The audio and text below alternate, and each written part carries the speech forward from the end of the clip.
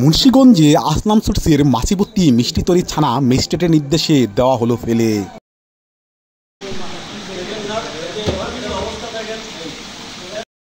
মুন্সিগঞ্জে নিরাপদ খাদ্য আইনে ভ্রাম্যমাণ আদালত পরিচালনা করে আসলাম সুইটস অ্যান্ড বেকারিকে ৩ লক্ষ টাকা জরিমানা, অনাদায়ে ১ বছরের বিনাশ্রম কারাদণ্ড আদেশ দেওয়া হয়েছে।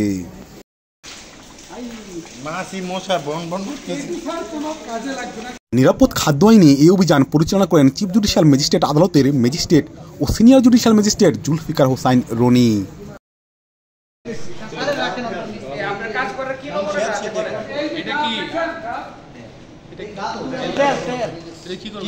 মঙ্গলবার 18 ফেব্রুয়ারি সন্ধ্যা রাত 6:30টার দিকে সদর উপজেলার পৌরসভার কাটাখালী বাজার এলাকায় আসলাম সুইটস অ্যান্ড বেকারির কারখানায় অভিযান পরিচালনা করেন নিরাপদ খাদ্য আইনের ভ্রাম্যমাণ আদালতের স্পেশাল ম্যাজিস্ট্রেট। এ সময় আসলাম সুইটস অ্যান্ড বেকারিতে মানব স্বাস্থ্যের জন্য ক্ষতিকর প্রতিক্রিয়ার মিষ্টি সামগ্রী উৎপাদন ও বিক্রয় করতে দেখা যায়।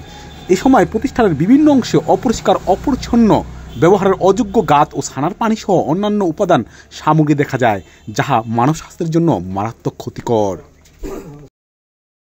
এই অপরাধে ৩ লক্ষ টাকা অর্থদণ্ড আরোপ করেন নিরাপদ খাদ্য আইনের ভ্রাম্যমাণ আদালতের স্পেশাল ম্যাজিস্ট্রেট। সময় প্রতিষ্ঠানের মালিক মোহাম্মদ আসলাম সরকার অর্থদণ্ডের টাকা পরিশোধ করেন। এছাড়া তাকে 30 দিনের মধ্যে উক্ত প্রতিষ্ঠান পরিষ্কার পরিচ্ছন্ন করার সময়সীমা বেঁধে দেওয়া হয়।